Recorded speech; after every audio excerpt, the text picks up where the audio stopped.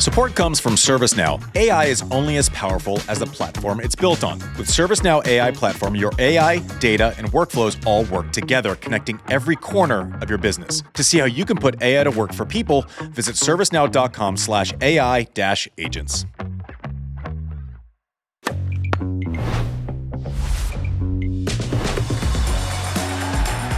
Hey everyone, welcome to Served US Open Recap Edition. Gosh, it's good to be back in the studio, I'll tell you. We're back. Like traveling, but it is good to be back in the studio where I don't have to worry about messing up the temporary setup that Sean put in my room. No more late nights and early mornings. No more sweet visits and Dingles games. Neck pillows. Getting locked down in hospitality areas. None of that. We can do whatever we want here. Yeah. This is great. The overnight. So we had asked if we thought that. Or I had asked you guys yesterday if you had thought that this was Carlos's best tournament. He said it was in his press conference. Pretty hard to argue. Lost one set. As you're looking at the scorelines too, breaking Sinner twice in a set, first set, third, like that's not something that's happening at all now. Like Sinner didn't serve well during the US Open. I think that's probably the biggest thing they're going to say, okay, how do we course correct? Obviously, Alcaraz was on our serve and these adjustments to mini adjustments to mini adjustments, but like I'm having a hard time not being hyperbolic about the level of Alcaraz, JW. Yeah, and I think it's telling that he is having a hard time not being hyperbolic. I spoke to him on the court like half an hour after the match, and he just sort of unbidden basically said, yeah, this is probably the best of the 6 majors I've won. I've played the best here. One break point he faced in that final, it was ironically converted, but the serving was off the charts. You know what stat jumped out at me, by the way? 242 for a major final that went 4 sets. I mean, even when he lost that second set, it was not a real sense of, oh boy, Sinner's going to make this. Here we go. We got a classic on our hands. It was more like, oh, I see. Let's see if Carlos can get it back. And he quickly did, broke in the third, and just 242 for a rivalry match, given what happened, especially in Paris. I just thought that was really a comprehensive match to cap off a comprehensive tournament. I don't know. I mean, Sinner was sort of, to his credit, Sinner's like, woof. This is the guy who, bear in mind, won the last major. He was number one 24 hours ago. He's won whatever it is, 27 of the last 28 matches played on hard courts at majors. And after the match, he's like, ooh, we got to go back to the drawing board because my best isn't going to get it done against this guy. Something that Carlos, I was thinking about it last night, something that he did in the final yesterday, which you see people do things and you wonder if it like changes shit forever. Like you see Becker when he comes along and he's serving, you see like the T2000 and it's like, okay, this is going to be different. You see Rafa and the spin and you see Roger being able to control a one-handed return and, chip it off of, any speed. And there are all these little things. It's funny you mentioned like the adjustments made and, apparently Carlos said he went to like a 2-week training block where it was basically Sinner-centric and what we had to do. JW, he was coming in off balls that weren't approach shots. So normally when you're playing, you bleed someone, short ball comes, and then there's like a natural transition shot where you go to the net, right? And that's when you approach. And so it normally, the reason in like kind of the sober thinking is Jannik Sinner hits it so big, where am I going to find space to take that on and try to get to the net, right? Carlos Alcaraz kind of flipped it. Like, I don't know that I had seen it. We've obviously seen people sneak in, but I think his speed is different than anyone else we've seen. I think his ability to inject pace off of, hit one chip and then inject pace really quickly off the next one, all in real time with like no decision to be made. He would inject pace to a corner as soon as he saw kind of the side or back of Sinner's front shoulder. He was just, screw it, I'm in. I'm like sprinting forward. And even if he gets caught with his hand in the cookie jar, he's such a great volleyer. And I'm just saying, like, his volleying over the last 2 or 3 years, it has become more than elite. And you don't, again, I'm fighting being hyperbolic, but the stuff that he's able to come up with. So even if he gets caught and has a bad read on if the guy's bled out enough, right? If he's extended enough, can he poke a passing shot? He'll pick it up off his shoe tops and he still has a 50-50 shot of fighting it off just with athleticism. This changes a lot of things. It's not like a chip and charge where it's like a scripted play. It's not like, okay, earn your approach shot, take your approach shot, which is like the basis of every 2-on-1 that's ever been done in training. This is like, I'll hit a short chip. He comes. I already know in the next one, I'm just going to inject pace deep, and I am flying in, like speed with which we haven't seen before. And I'm either going to get a look at a volley, and I can do it, or if I get caught, there's half a chance that I can pull off something miraculous off of my shoe tops. It's not a standard way to come into the net. It's like a bulldozer, but you need so many skills working at the same time with this burst of speed to make it happen. And that's your 2:42 timeline, right? The fact that he's able to take it and shorten the points off of Sinner's pace, kind of whenever he whenever he saw half of a chance, that's your 2:42 versus 5:45 right there, JW. What you're describing, and then add 2 words. Let's just reinforce this: against Sinner. That's it. That's the whole thing. thing. He is coming in. I mean, it's just, and the other thing too was he was hanging in the rallies as well. It wasn't as though he had to take these crazy chances and up his risk profile. He was hanging in the baseline rallies as well. Again, I really read a lot into Sinner's reaction. I mean, sometimes you say, "Well, too good, Roger," and here's my runner-up trophy. Sinner was kind of sort of in awe. I mean, it wasn't dour, but he was just sort of dumbfounded and basically was like, shit, I got to come up with something because I was comprehensively outplayed. Again, the guy who was ranked number 1 24 hours ago is left to sort of say, boy, we got to go back to the drawing board. But that's great. This is what rivalry does, right? I mean, it's you elevate your game. And we are very fortunate to be in the place we are. Yeah, and the adjustments mid-match from both of them were pretty intriguing to me. Right, we saw Alcaraz. He was hitting that short, like Federer-esque slice cross court. Dimitrov was using that play against Sinner with some success at Wimbledon, and then he would kind of hit this fadeaway backhand. So he was just like, when you have to, his fastball is 99 and his changeup is 85, and then he can throw a curve. Like, it's just, you don't know. You're almost like, it causes almost like a stutter of a decision when you have to like actually go up against it. And he was kind of hitting that little fadeaway backhand up in the zone to Sinner, and Sinner was kind of like searching for it in the first set. Sinner all of a sudden said, as soon as I see him lean back, I'm going to try to gain 1 or 2 feet. That started working the second set. And then Carlos started flipping it with coming in. It's like once he solved one problem, it's like, okay, screw it. I'm not doing that anymore. I'm going to kind of pound the corners and break your rhythm again. Like it was all these mid-match adjustments, but it felt like Carlos had so much clarity about this 2-week training block, whatever him and Ferrero are talking about. They had plans to plans. Mike, you have some sound? Yeah, so speaking of Juan Carlos and Alcaraz, they in the post game they had this to say. How would you describe what you saw in Carlos's performance today? It's difficult to say. I think we prepared the match very good, watching some matches and see the specific details we have to play. And Carlos did it 100%. It's easy to say and very difficult to do it. The performance today was perfect. I would say that the match was perfect for Carlos and the performance was unbelievable. Yeah, he's right. I think I played perfect. I played perfectly. So I mean, I gotta say that if I want to win, the US Open, if I want to beat Jannik, I have to play perfect, and I think he was right. Yeah, the press conferences for coaches thing, I can get with that. I love it. That is something that I want to hear more of. Also, slowly Carlos has just started calling Jannik Johnny, which I also love. The Carlos's line about we're seeing each other a lot. I see you more than I see my family now. It seems like they have a nice camaraderie, but it's just fun because they're in the middle of it. Both are obsessed with greatness. Both are obsessed with improvement. Both know the challenge that the other one presents, and totally different thing, right? Jannik better than Carlos for most of the French Open final. Carlos is like, all right, let's get to grass. It's a surface I'm more comfortable on. Jannik puts it on him in the Wimbledon final. Kind of overcomes, exercises the mental demons from Roland Garros.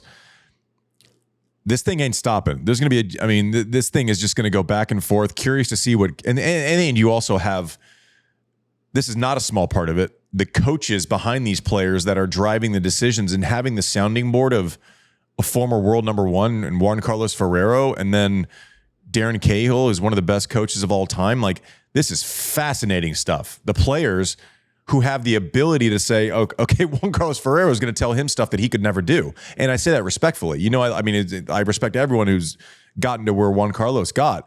But okay, let's just like make approach shots out of nothing and sprint your ass forward because you're like as fast as Russell Westbrook. It's like he gets to play like the ultimate like video game character. Totally. Because he's like, oh yeah, won't you try that? Right. Then he does it. How much fun is that? It's like, I couldn't do this, but fuck it, I got someone who can. Yeah. This is great.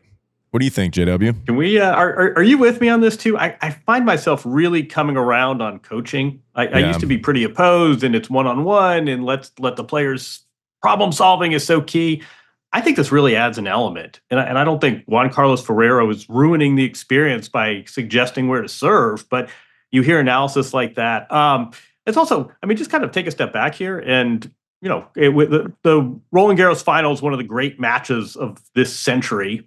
At Wimbledon, Jannik takes down the defending champion.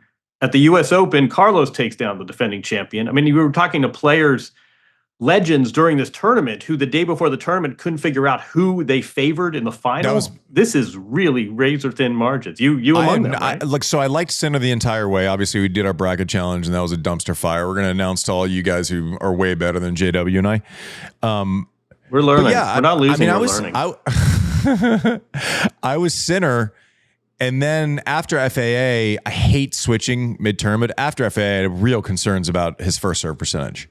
Like that was a huge thing. And we did, I did the road show with Tracy where we're going in, and people were like, "What's your prediction?" I'm like, and my line was, "You're asking me to predict a coin flip with confidence." Like that, we're just guessing. Like there's no, I knew. Like that's disrespectful to someone. Like that's disrespectful to one of the best players in the world. I just knew it. It's like, no, you fucking guessed and you got it right. Like, give me a break. But I didn't see that.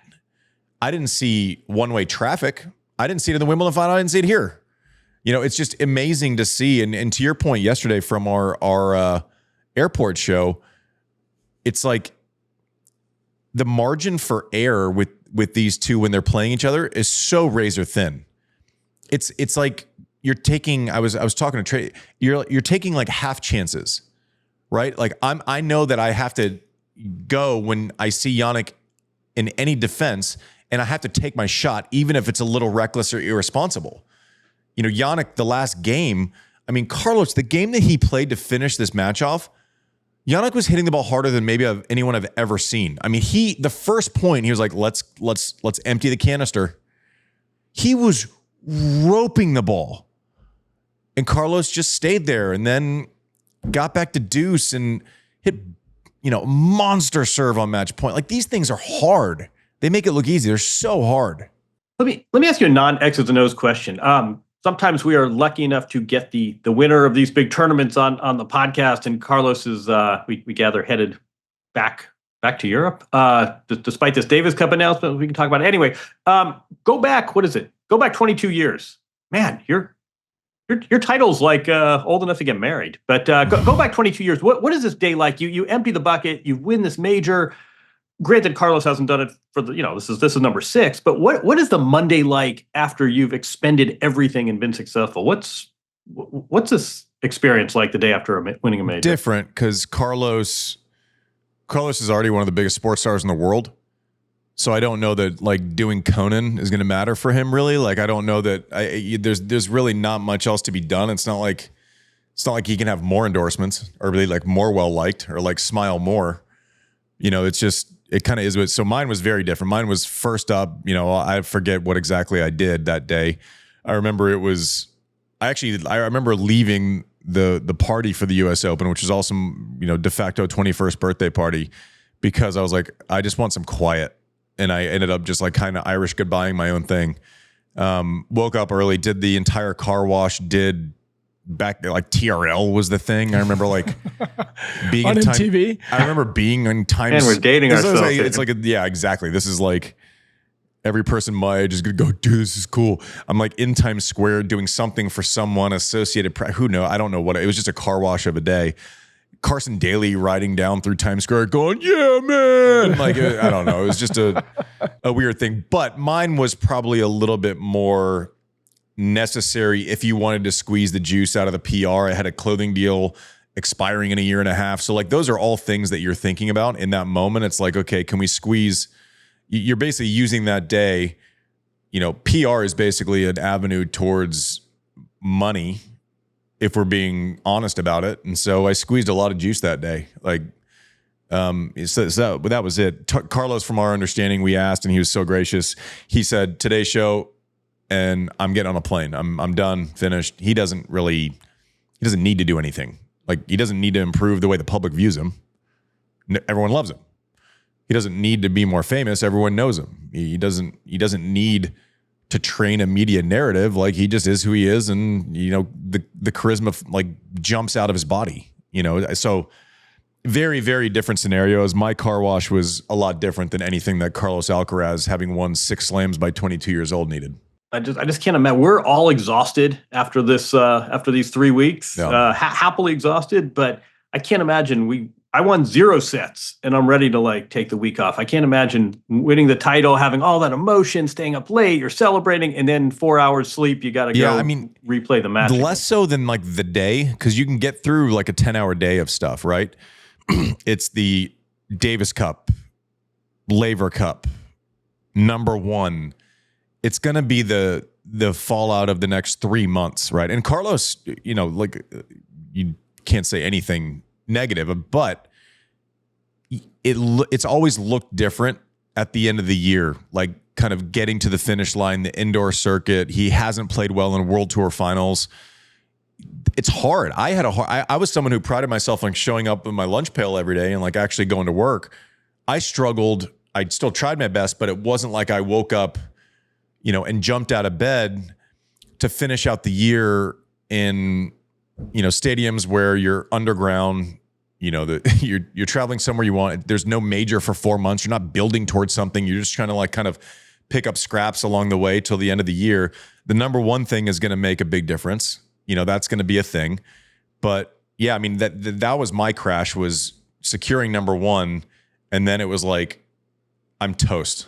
I was still in Masters Cup, but it was like I got to that number 1 spot, and I just I felt like I was a zombie. And so the next 3 months is the concern for Carlos Alcaraz, not 6 hours of firing off a smile today. He's good at that. Yeah, he only leads number 1 by some 800 points, right? It's not like he has a massive lead on it. Deceiving right. A little bit, just because Sinner won World Tour finals. Those are coming off. He won on the trot.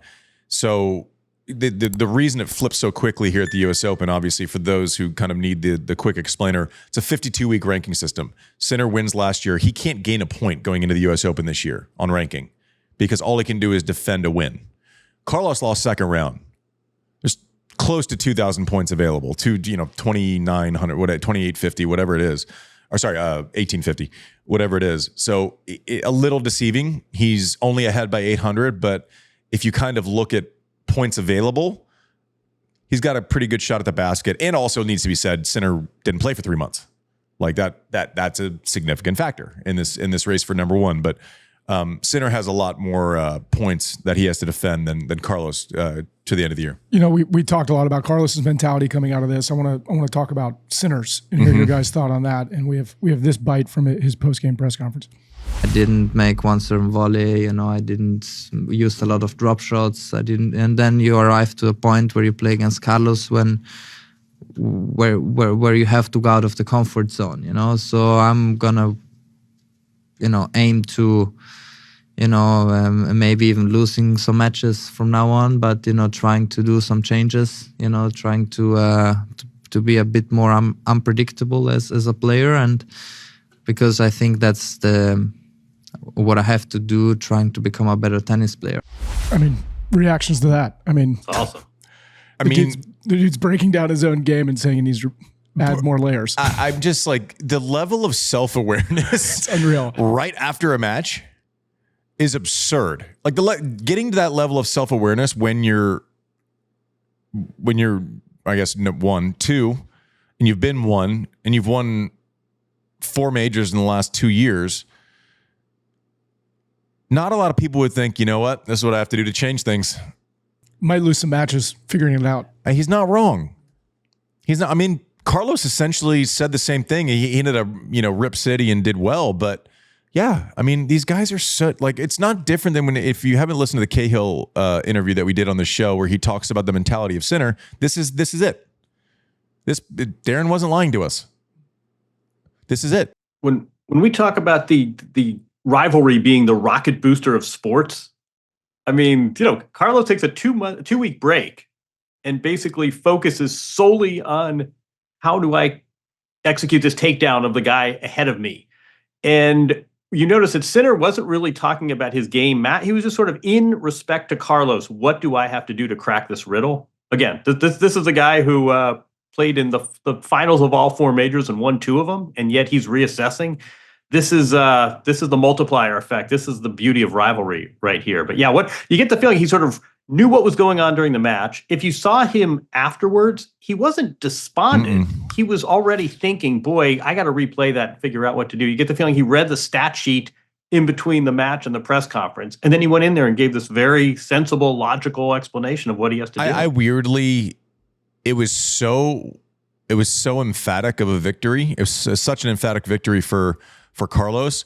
It's sometimes almost easier to deal with. Like I lost to straight sets in a Grand Slam final against Roger at 05 Wimbledon, and I walk off. It's like, okay, I'm disappointed, but I don't think it was like a decision I made that was tortuous on a break point. It's like the guy ran me out of the room. Like, and I'm not comparing myself to Jannik or Carlos at all, but I'm just saying certain losses where someone comes out and just beats the shit out of you, like you have to wonder. It's like, oh, okay, well, we got to work. Like this wasn't close. It's not as if I have to tweak, right? Which is where I'd be if I was Jannik, but this is why he's him and I'm a fucking podcaster. Like, he has to get it. The serve was as bad as it's been probably in a year since they made the adjustment and it massively improved, but something wasn't quite right with the serve. That's number one. He said serve and volley. Tough to serve and volley when you're making 40-something% of your first serves. Like that's a tough one. Like it's tough to commit and adjust and do all that. Maybe show it early in counts. Right, not wait till, like Carlos did a great job of being proactive with strategy, not playing his base, and which I think was kind of what Jannik was alluding to.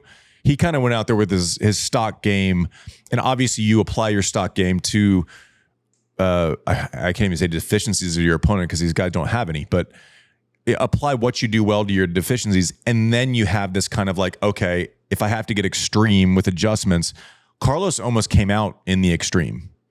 Right? As I'm going to slice, I'm going to play up, I'm going to play like there was no kind of rhythm making for Jannik. When Jannik gets into where he can click, click, click, click, click, he becomes a robot. It's like boop, boop, boop, boop, boop. So he didn't let him get into that thing where he kind of knew what pitch was coming.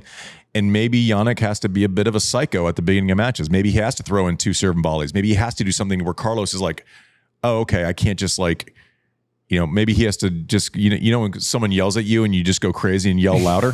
I don't know. Maybe there's a bit of that. Let me ask you this. You, for everything at stake, right? Number 1 ranking, this major race, head to head, $5 million on the line. You saw these guys before the match. Did not sound like they were drowning in tension. I'm like stunned. Like I was. Roger was really relaxed before matches, and it was intimidating, but it wasn't like he was, like performing a stand-up set. He was still like in the zone. Yeah, he was like, it was friendly, just relaxed. Hey man, how's it going? He was relaxed, and it was like, God, this guy's really relaxed and calm. Got it. Walking to the training room yesterday, I walked in there. I was in there early, and Carlos is the only person. He's like, "Hey man, what's up? How's it going?" I literally made a joke. I was like, "Hey Carlos, what are you doing today?" Like it was just so it was so relaxed. And then it's weird because you can tell when you go into a training room if someone's playing, if they're like, "Good morning," it's like, "Oh, let's get the fuck out of here." Like this person is not like, give them the space. You always defer. Every has-been that walks into a locker room is you have to be deferential to the energy that whoever actually has to do the work is creating. Like that's just the way it works. I mean, it was so inviting and like the vibe, like all of a sudden, I don't know, it's 3-4 hours before the match. Carlos getting some work done. It's like Lendl's in there bullshitting. He, by the way, he won some US Open for pickleball, like over 65 or something crap. Like he was talking about it. And he showed me a picture and the pickleball trophies next to the US Open trophies. The US Open of pickleball for over 65 is next to his like never stop grinding. That's hilarious. Mac was in there, Ferrero's in there, and everyone just kind of like, it was like a 15-minute, and Carlos was like, I wouldn't have been able to tell you who had a match. That's wild. Like it was a number one club. It was absurd. And then I heard Buderek said that I kind of just I was also doing this clinic on Ashe, and it was supposed to go to 11, and then the guys had the warm-up times from 11 on.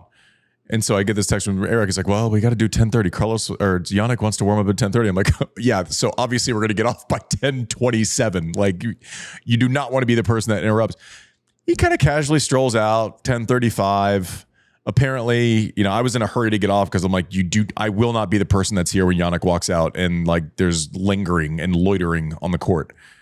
Apparently Mac and Connors were catching up quickly and he just walked over and like joined their conversation for like 5 minutes. That's amazing. Before him, That's what, wait, I'll tell you a quick story. I had to do a corporate thing with Connors and he said, I was talking to Sinner and said, "Oh, you got to make it a street fight." And I was like, "Oh, when did you, come, I'm thinking, when did this conversation? Oh, that was a couple hours ago when he was about to practice." So, Jimmy Connors is yucking it up with Jannik Sinner before a major final. Even better, because Jimmy's not around. He was around the last 4 days, and it was brilliant. Like, there's no one that deserves to be in the U.S. Open of things more than Jimmy Connors.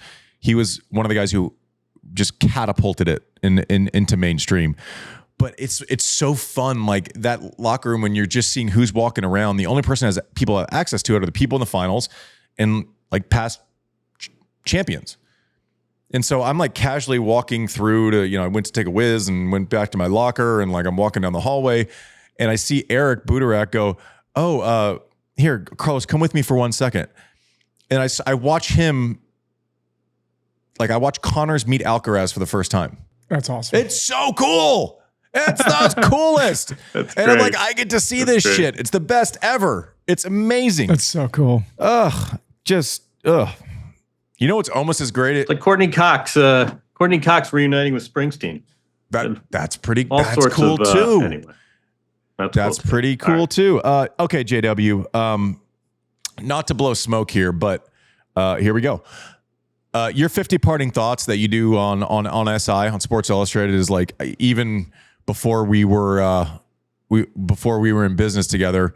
I read it after every slam. I think there's some great takeaways, macro, micro. What are we not looking at as a storyline coming out of this U.S. Open that's in your mailbag? If you can take some from it and share it with our listeners. And you want to go big or go small? You decide. I mean, one thing that I'm struck by. Here's what I'm struck by: that Lou Scherer sort of ran the. This guy was the chief executive of the U.S. Open. Leaves of the USTA. Leaves, goes to the Mets. All of this year, everything from 3 weeks to the mixed doubles to the honey deuces to the visit from the president that we may or may not want to touch on. All this was being done with essentially an interim staff. The ATP doesn't have a CEO yet. The WTA doesn't have a chairman yet. The ATP doesn't have a COO. I mean, there are a lot of huge openings, and this sport rolls on, and we have this wonderful rivalry. We haven't talked about Sabalenka yet. We'll get to her. She solidified herself as number one. All this is going on, and there's a huge leadership vacuum in this sport. Let's see. I don't know. I'm picking at random. Nice tournament. You know what? A good tournament. The Nadal Academy, which has really, sometimes these academies are basically you hang up a banner and it's a branding exercise. This has really become, it's a great story. Maybe Tennis Channel should do a feature. This has really become the go-to spot. We can do one here on Serve. This is yeah, exactly. Why did Serve do a feature? The Nadal Academy has really established itself as this great talent incubator. Nice tournament for Nike. We had all these other brands. Did we talk about this? I mean, I heard that this Vori deal that Jack Draper got, he will make more money from this athleisure wear brand than from prize money. I mean, this is a big deal. What about the Y3 collaboration that Mike kept saying looked like someone spilled bolognese on a shirt? Yeah. No? I thought it was the Yale class. It was the Yale class of 03. Do you know? I had to. Do you know what that is, by the way? It's a. You know what that is? I mean, vaguely, but I don't want to say it out loud. And it's an idiot. It's like Adidas. Yeah. It's a collaboration, right? But a collaboration with a Japanese designer, like they did with Ferrero. But no, in the end, Nike, the OG, kind of scaled back their tennis presence. They had all 4 finalists. So Nike may not be the player it once was in tennis, but boy, did they choose what money they are spending and concentrating on certain players. That's good tournament for the old Swoot. Been a rough few years for Nike, but they hit this one pretty clean. We can talk, I don't know, wherever you want to go with this. We can talk Trump, we can talk calendar, we can talk about Taylor Townsend. Taylor Townsend was awesome, by the way. Taylor Townsend was awesome. I think we should talk about Sabalenka extending to world number 1 and then Anisimova jumping from 9 to 4. Yeah, I mean, I think the thing with Sabalenka is, are always perfect in the biggest moments?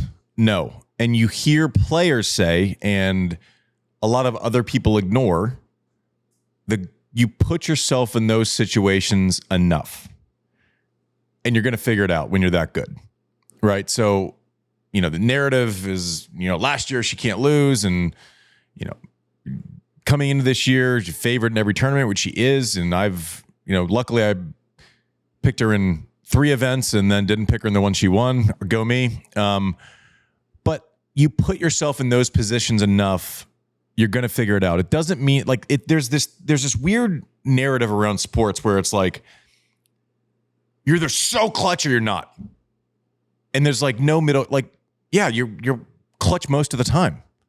And this is fucking sports. Like, it's imperfect. It's matchups. It's wind. It's Roland Garros when it's blowing 40. It's Madison Keys that didn't see a forehand she didn't hit for a winner. It's, I get nervous because I haven't won Wimbledon and I play this big hitting Anisimova, and then I go to New York and I probably have more question marks than when I enter any other event for the entire year.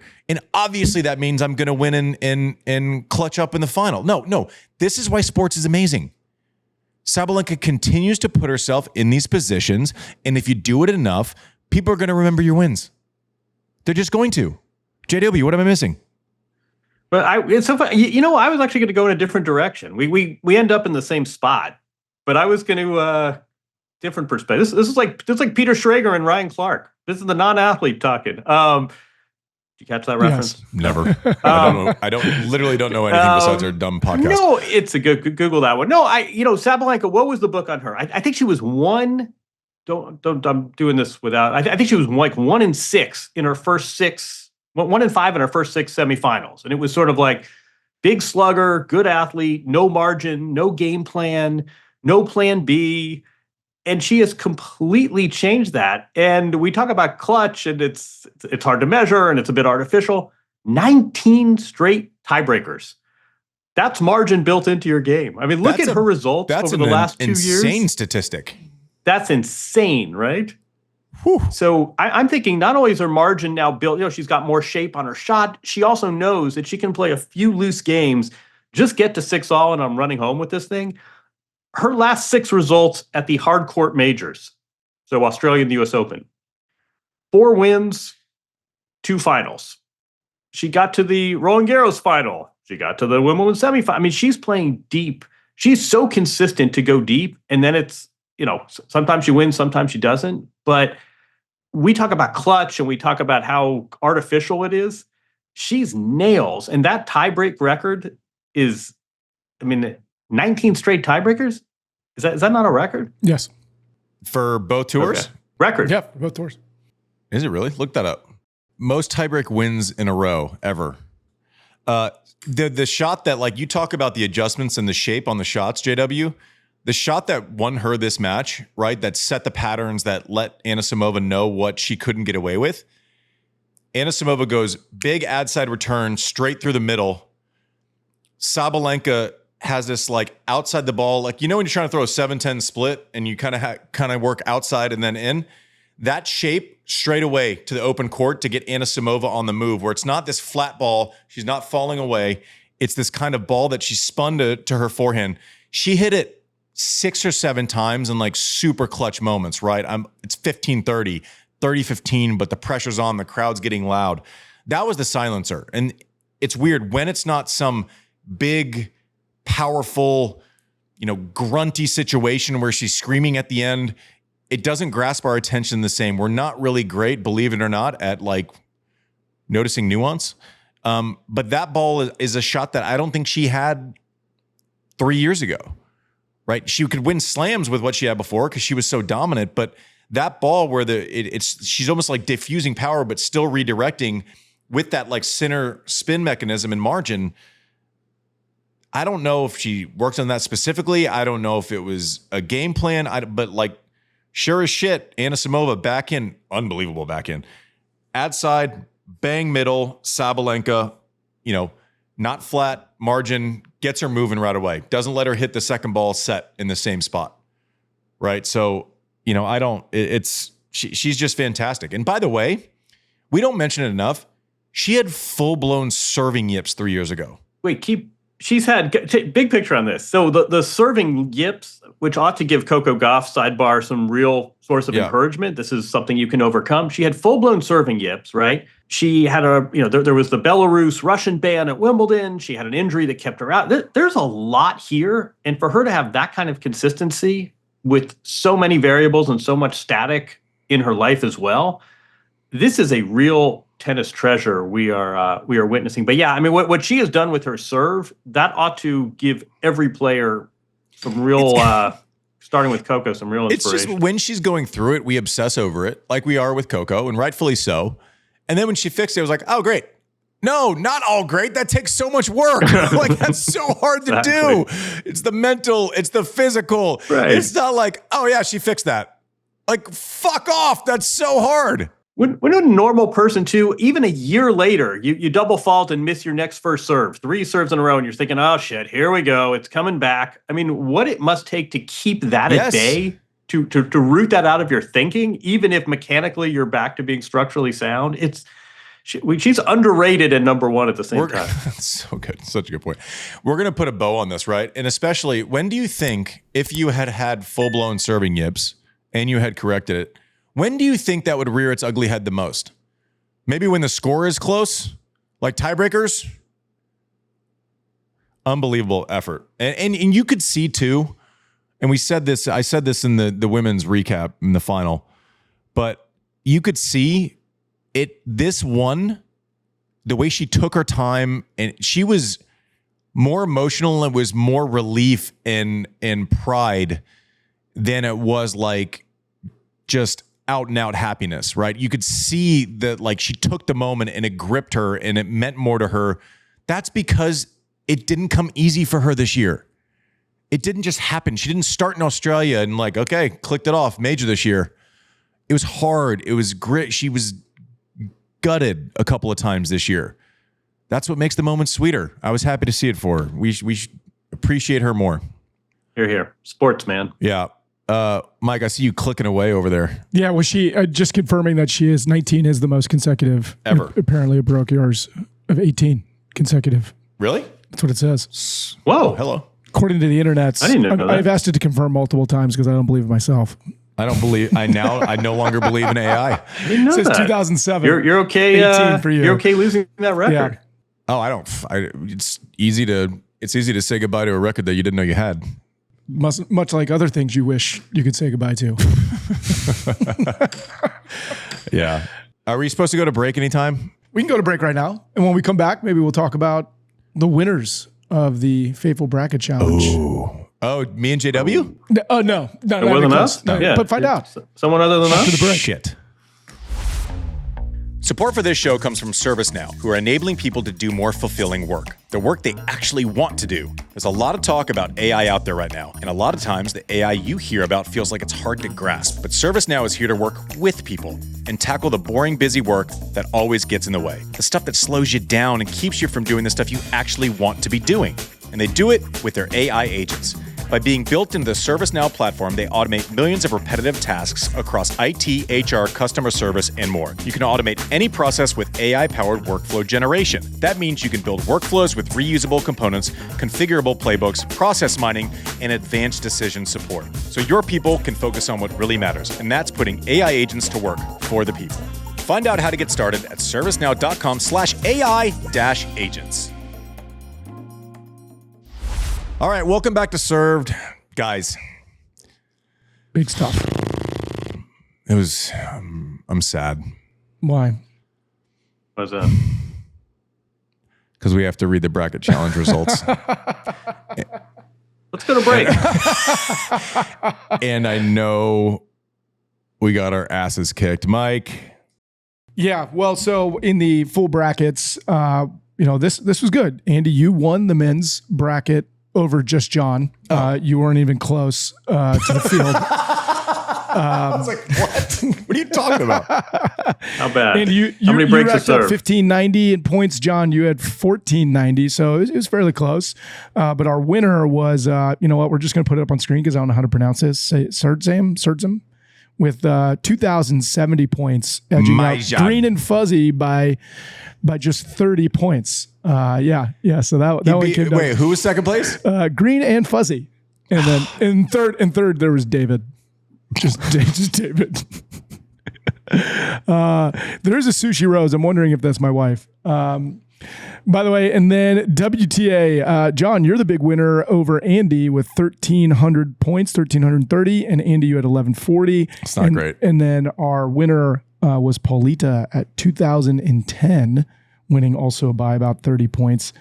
And then in our combined overall, John, you are the winner over Andy by just 90 points. But I think my audio is not bad. Could you say that again? I missed that. The what? He said his audio's bad. He wants me to say it again. John, you beat Andy.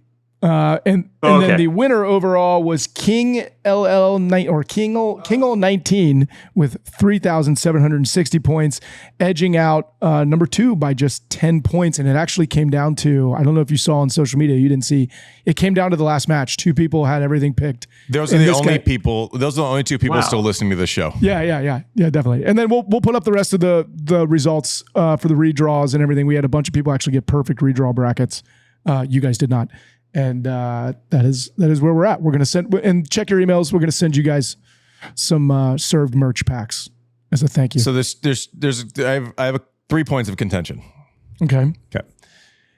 The combined scores, that's like getting extra credit for winning a set 7-6 over a 6-3 set. Like, who gives a shit? It's 1-1. If you would have won it though, would you be more happier? No, because which leads me to my second point and my third point.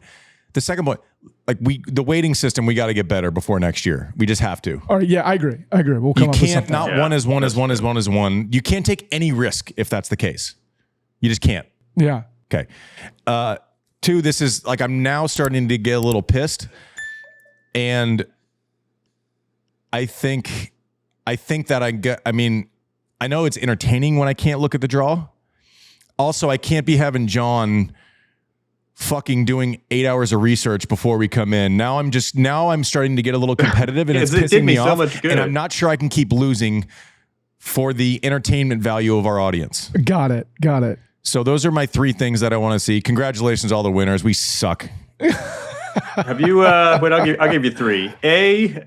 Have you ever seen a competitive athlete still have his competitive streak extend to other into other spheres? B. What do you mean you can't? It's like saying, how could you give me a science grade and a math grade and combine it into a GPA? Like, what's wrong with the cumulative I like ranking? the combined ranking personally, but Nerds. Yeah, me too. The other point is, read a book. Look at it this way. Wait, we have Fucking very save it few for points 60 to minutes. defend. It's a 52-week rolling ranking system, and we don't have much to defend going into Australia. Look at it that we way. can agree on that. Well, speaking of bitter, a lot of people,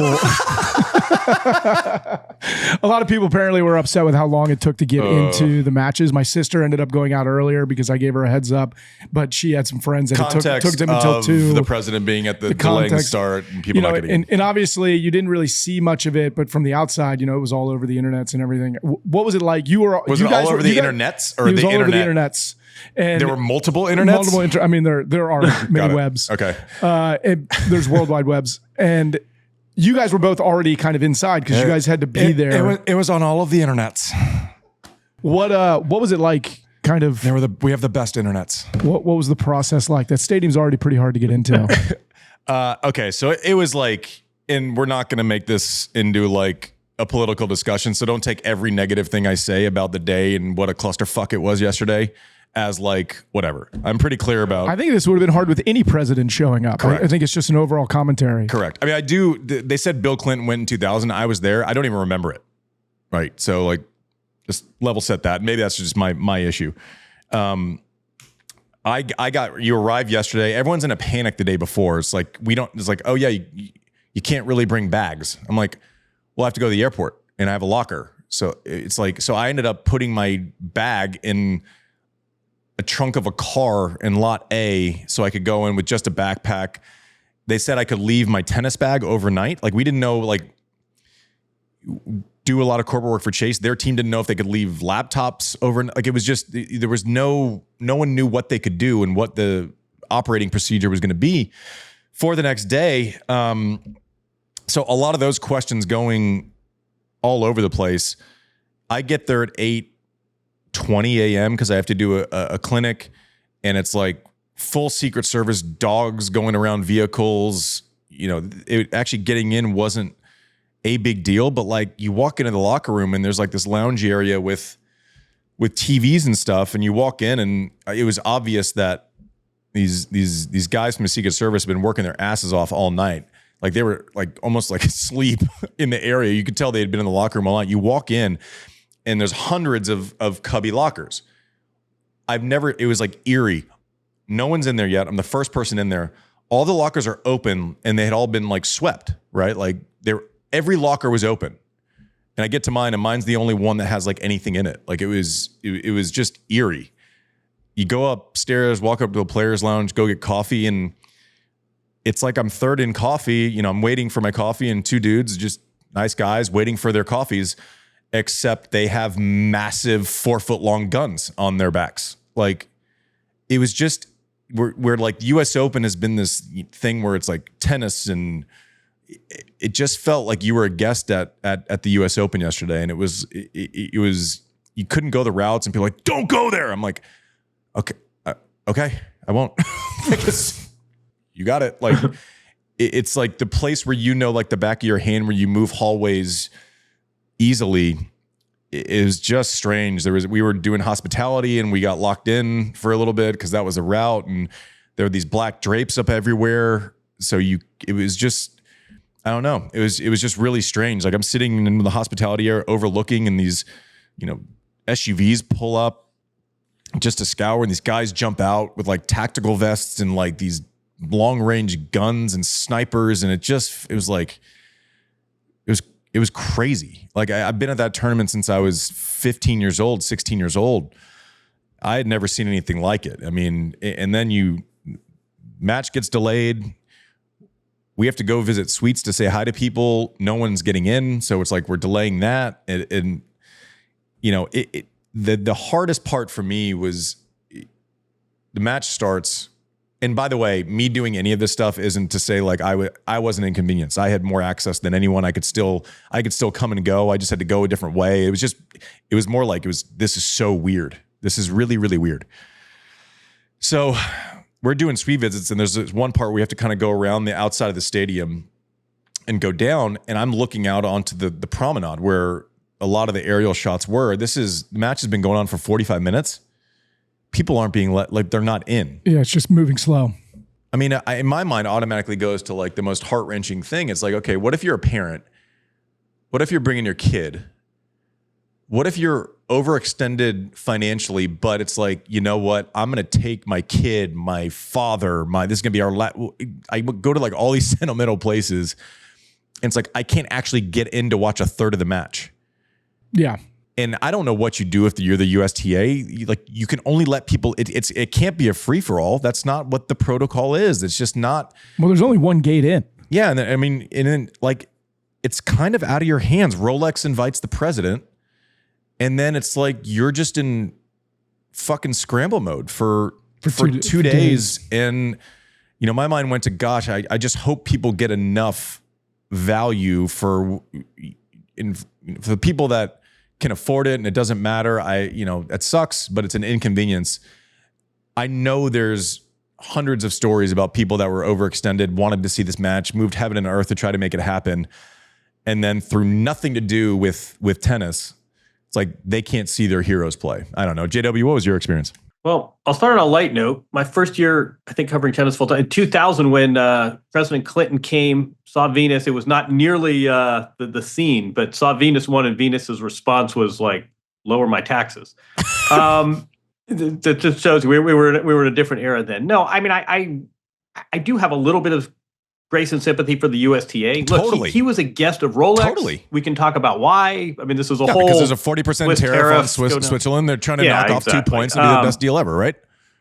Exactly. Yeah. I mean, if Rolex can get the tariff knocked down because he got to watch Carlos Alcaraz, great. So I do feel like the USTA at some level, and I talk to people, and different employees had different takes, but basically the tournament was a little bit blindsided. He was not a guest of the tournament.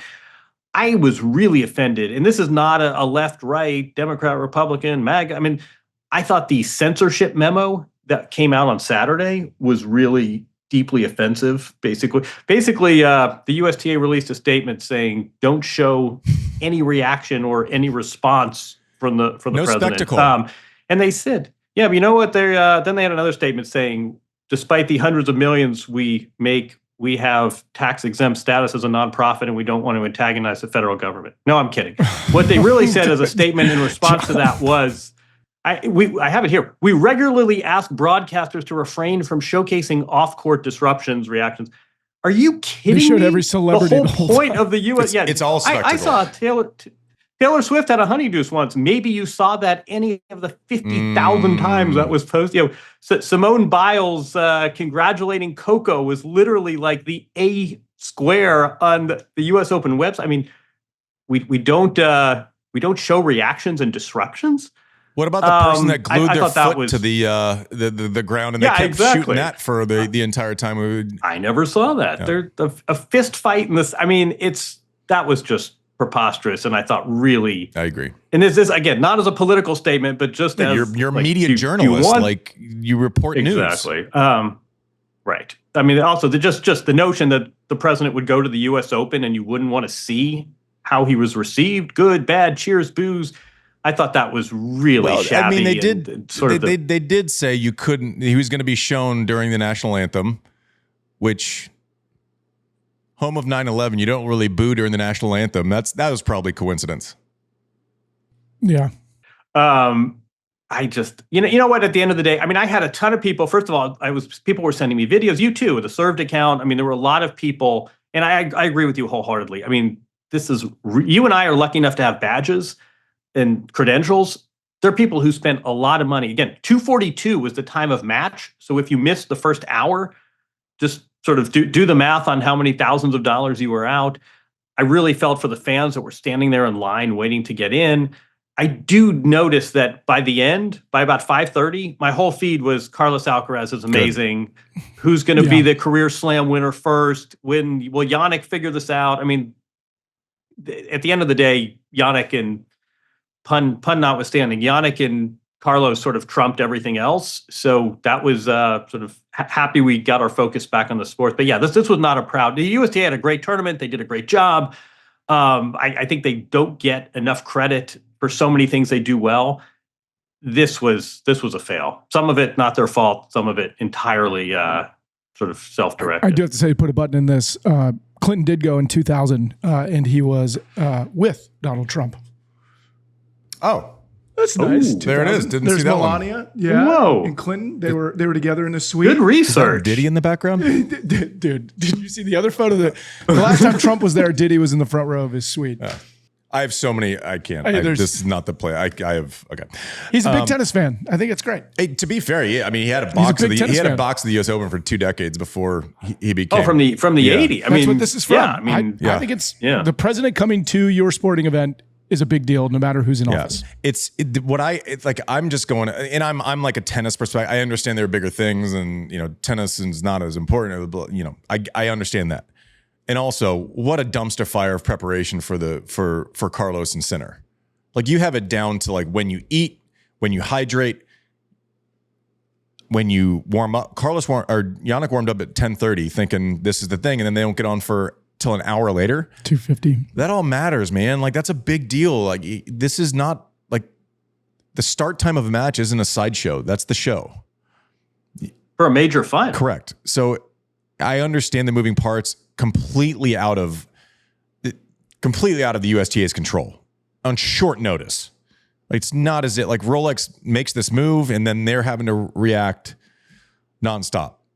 Yeah, they're like, "Hey, Stacy, on your way out, by the way, can you scramble to make this the most secure place on earth?" I was having conversations in real time, and I love Michael Fiore, I love Booty, I love Stacy Allaster, who we'll get to at the end of the show, but I don't know where the win was here. I mean, the censoring thing was like, that was bullshit. That's like my one point of complete disagreement. Beyond that, it's like, what do you do? Yeah. What are you supposed to do? Yeah. One, don't tell us what we can talk about. Two, I don't know what you do with the rest of it. It was insane. I mean, it was just, I'm looking out a window and you see stuff you never thought you'd see in your life. Like, it was crazy to see, crazy to kind of be a part of. Walking in the locker room, every locker open. I mean, it was just crazy. And to think that happens somewhere every day. Yeah. Like, it's just crazy. It's an operation. That's for sure. Well, I think to close this out though, maybe we wanted to get, we've been talking a lot and hearing a lot about the state of U.S. men's tennis, and where we sit. A lot of people always bring up, that you were the last man to win a slam, let alone the U.S. Open, and John, I think you had something to say about it, when we were doing the live show. I mean, can you remind me kind of what that thought process is? Yeah, I mean, first of all, this is a global sport, right? I mean, we all love tennis in the 80s, but that there were not necessarily a lot of players from Hong Kong and what was then Serbia. I mean, it's a global sport, so bear that in mind. Amanda Anisimova was the 4th American woman in the seedings, and in the men's, we have this unprecedented level of talent, at least in the last 10 years. I'd say on balance, American tennis is doing quite well. Your thoughts, sir? Yeah. I one, at this point, I hate talking about it. 2, I hate that other players have to talk about it. 3, I hate that like Johnny Mack has to talk about it. Like, for fuck's sake, like, he won a lot. Like, I won 1, right? It just happened to be the last one. Like, it's a total just coincidence. I mean, it's just stupid. I just need to say, because I get asked about it all the time and I try not to grandstand on it on the show. I'm not the 72 Dolphins. I don't pop champagne when the perfect season's gone. I want this so much, probably more than anyone outside of the people that actually are going to be going to end up winning it. Right. And also the thing that never gets said, which to me is just lazy. I was a fucking part of it for 10 years of the 22-year streak, and I didn't win again. I could have won in 09 and it would have been a lot less dramatic. I couldn't legally drink if I win in 09. Yeah. It's not 22 years. It's a lot less. Like, I'm a big part of that. Like, I failed too. And also just this narrative of like, now we've gotten to this thing where it's like a pass fail. And it's like, okay, if you don't beat Sinner and Alcaraz, then it's just the same. It's not the same. It's not the same as 10 years ago when the number 1 seed, the highest ranked American was like 25 in the world. And there were 7 in the main draw. We have to we have to be able to think in a sober way about progress. Like, if we can't celebrate progress, then we're just lazy. There's 23 men in the U.S. Open this year. Highest number in fuck knows how long, like a long time. We have 4 current American players that have made the semis of a Grand Slam. Tommy Paul's made it. Francis has done it twice. Ben's done it twice. And some quarters on top of that. Taylor Fritz is now a finalist, a regular quarterfinalist, a semifinalist at Wimbledon. This isn't the same conversation that it was 10 years ago. It's just not. And I understand that they have to deal with this hangover that they had no drinks and still have a hangover. I don't like it. It's not fair. And I understand we have to talk about it. It's so boring at this point. To me, I mean... Yeah, it also flies in the face of, right? Only, no matter how much you like a player, how much talent, only 10 guys can be in the top 10. Only 4 players are winning majors every year. Some of this is just about probability. Yeah, I mean, I'm sorry to interrupt. I heard like a very prominent commentator who was like, well, I know one person who's happy about this. And it's like, no, fuck no. Miss me. Not even close. Wrong, and screw you for assuming. No. I'll be the first person to pop a beer with whoever does it. Guaranteed. Sorry, JW. You're going. I'm just sorry. No. Have your beer ready, because you get the feeling it's a question of when, not if. And also, I just think, take a step back. Women is a smashing dynamite Amazing. success. Mm-hmm. Men's tennis, in American men's tennis, doing just fine. Just everyone sort of everyone back up. 6 Doing players in the great. top 35. 6 players on top there. I mean, it's phenomenal. 23 people. There's 128 people in the tournament. 23 were American. That's a massive number. On the men's side. Progress. If you're going to make the comparison, don't do it to one Sunday afternoon in 2003. Do it to 8 years ago. Do it to 10 years ago. Let's actually track progress, right? We're not going to go back to Mac and Connors and Agassi and Sampras and Chang and Courier and like my golden childhood of fandom, right? But like, let's have a sober view of what progress looks like. Progress looks like Ben Shelton before he hurt his shoulder, winning a Masters 1000. Progress is Taylor Fritz fighting his ass off and taking on the chin, not hiding from this narrative and this hangover. Tommy when he's healthy. Francis lighting up New York. I mean, I'm sorry. We need to kind of have a sober view. I just get how I get mad for these players and how good they are and how flippant this thing gets thrown out. You know, anyways. And also like, I just happen to be the last one. Andre won in January of the year that I won. Yeah. I just happened to be the... Pete won the year before that, right? And then I had 10 years to do it again, and I fucked it up. Anyways, thank you for listening to Serve. Like USO. Oh, yeah. Try not to end on an angry note. Yeah, I was going to say, let's go out on enough gratitude. note. I know where you're going. Gratitude for Stacy Allaster. Yeah. Friend of the show. I'll text her a weird, tough question. Straight at it. Never really have to wonder what she's thinking.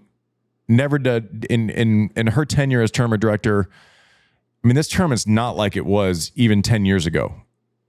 It's bananas. The amount of interest that surrounds and takes over New York City. This isn't Albuquerque.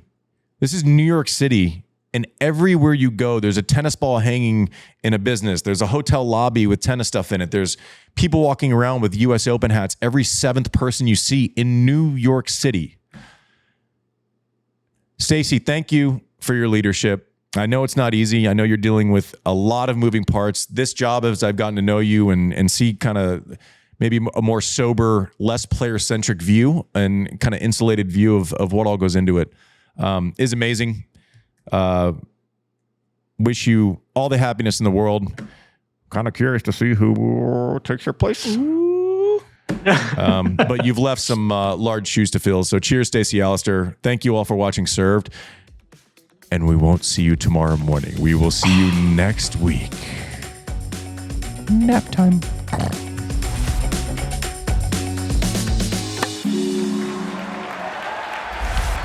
Thanks to ServiceNow for their support. ServiceNow wants to help people do the fulfilling work they actually want to do. Work like hosting this podcast. You know what people don't want to do? boring, busy work. Now with AI agents built into the ServiceNow platform, you can automate millions of repetitive tasks in every corner of your business. IT, HR, and more. So your people can focus on the work that they want to do. That's putting AI agents to work for people. It's your turn. Get started at servicenow.com/AI-agents.